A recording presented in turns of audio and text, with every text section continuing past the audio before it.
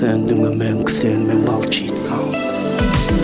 Mecuk hiç aldırma Hiç kime hiç ben ağlamay Mecuk yanı boran seni Anormal elimde ben seni Yüreğine çıkarırın içinden Sana niyet etsinler Hiç kime doğruma getirmem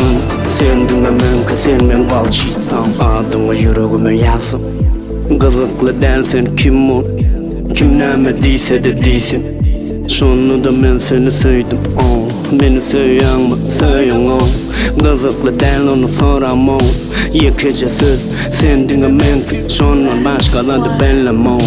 Hiç kime sana kısa baktırmam Sana niyet etseler ben saklanmam Çiğnerin damalını yitti dişlemle Şağaları tuğruna getirmem Möcüğe etinden gerekli yeri Bana da gerek Gıtından sen yani sen bana gerek Canıma derim Baltım için bana dinlesin yeri Valçıysam Valçıysam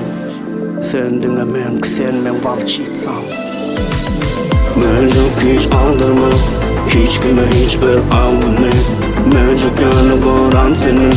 Anormal elimde ben seni Yüreğine çıkarırın içinden Sana niyet etsinler Hiç kime doğruma getirmem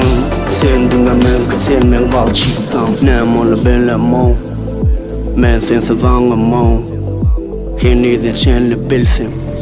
Sen yalı göremem Akıllı asıllı hareketin bilen özüne çektin Her gün seher bilen namazın okuyan imanı kıyız bilen durmuşu bursun Dinle sen bilen bilmem edil Tüvi kız palıçka yali Adına koydum ben kalıçka bali Sen dinle men ki levleri balim Dodağın kırmızı renkli Bizidir Edward Bella yali Gel sevgimize bolalı ve pali Sen bana gerek canıma derim Baktım için bana dinle sen gerek Valçıysam Valçıysam Sen dinlemen ki sen valçıysam Mecuk hiç aldırma Hiç kime hiç ben ağlamay Mecuk yanı koran seni Anormal elimde ben seni Yüreğine çıkarırın içinden Sana niyet etsinler Hiç kime doğruna getirmem Sen dinlemen ki sen valçıysam Valçıysam